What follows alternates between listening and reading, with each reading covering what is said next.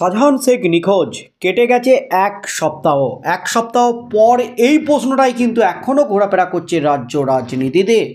শাহজাহান শেখ সন্দেশখালীর বেতাজ বাদশাহ এখন কোথায় কোথায় গা ঢাকা দিয়ে আছেন শাহজাহান শেখকে নিয়ে যখন কড়া স্টেপ নিয়েছেন রাজ্যপাল সিবি আনন্দ বোস, রাজ্যের ডিজিকে যখন চরম নির্দেশ দিয়েছেন লুকোচুরি খেলা বন্ধ করে শাহজাহান শেখকে অবিলম্বে গ্রেপ্তার করুন। আর তার পরপরই কিন্তু রাজ্যে আসেন ইডির উচ্চ পর্যায়ের আধিকারিক রাহুল নবীন। তার সাথে ম্যারাথন বৈঠকের পরপরই নবান্ন থেকে ডেকে পাঠান রাজ্যের মুখ্য সচিব এবং স্বরাষ্ট্র সচিবকে। তাদের সাথে বৈঠকের পরই কিন্তু তোলপাড় রাজ্য রাজনীতি।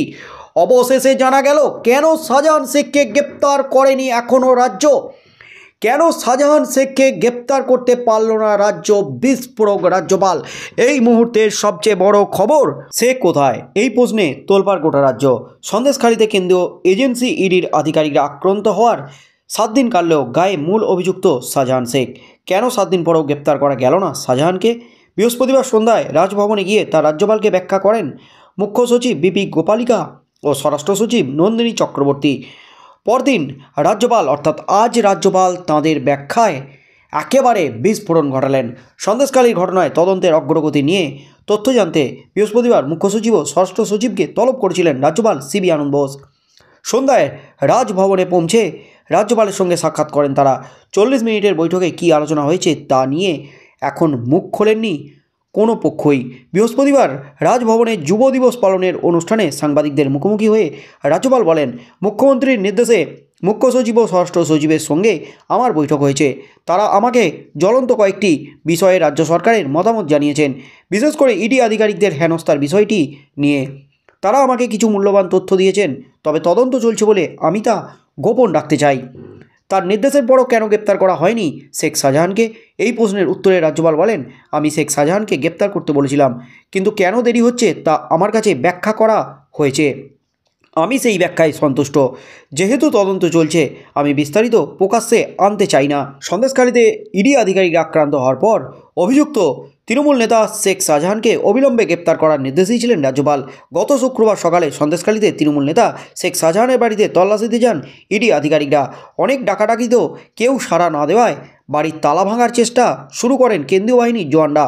তখনই বিভিন্ন জায়গা থেকে কয়েকশো নারী পুরুষ দুষ্কৃতী কেন্দ্রীয় বাহিনীর জওয়ান ও ইডি আধিকারিকদের উপর হামলা চালায়। হামলায় একাধিক ইডি আধিকারিকের মাথা পেটে যায়। এরপর গাড়িতে করে এলাকা ছাড়ার চেষ্টা করেন ইডি আধিকারিকরা। অভিযোগ, গাড়ি থামিয়ে ফের মারধর করা হয় তাদের, ভাঙচুর করা হয় গাড়ি। প্রাণ বাঁচাতে অটো রিকশায় করে এলাকা ছাড়েন তারা।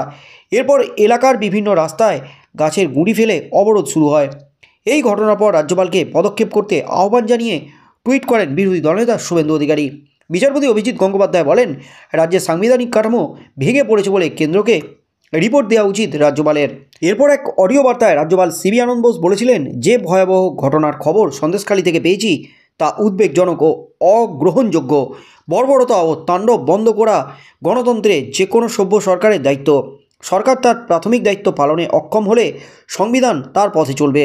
রাজ্যপাল হিসাবে এই ঘটনায় উপযুক্ত পদক্ষেপ নিতে আমি আমার সমস্ত সাংবিধানিক অধিকার সংরক্ষিত রাখছি। রাজ্যকে হুঁশিয়ারি দিয়ে তিনি বলেছিলেন, পেশি শক্তির প্রদর্শন ও কাগুজে বাগদের দিয়ে কদমতাল করিয়ে বাংলার মানুষের কোনো উপকার হবে না। জঙ্গলরাজ ও গুন্ডারাজ শুধু মূর্খের স্বর্গে কাজ করে। সরকারের তাদের পদক্ষেপ করা উচিত। ভোটপূর্ব এই হিংসা নিশ্চিতভাবে অবিলম্বে অবসান হওয়া উচিত। এই হিংসার দায় শুধুমাত্র বর্তায় সরকারের উপর। সরকারের উচিত চোখ মেলে বাস্তবকে দেখা এবং যথাযথ পদক্ষেপ করা, নইলে তাদের এর ফল ভোগার জন্য প্রস্তুত থাকা উচিত। অর্থাৎ গতকাল রাজ্যপালের সাথে মুখ্য সচিব এবং স্বরাষ্ট্র সচিবের বৈঠকের পরপরই কিন্তু বিস্ফোরক রাজ্যপাল সিবি আনন্দ বোস। রাজ্যপালকে ব্যাখ্যা দিয়েছে রাজ্য যে কেন শাহজাহান শেখকে 1 সপ্তাহ পরও গ্রেপ্তার করা যায়নি।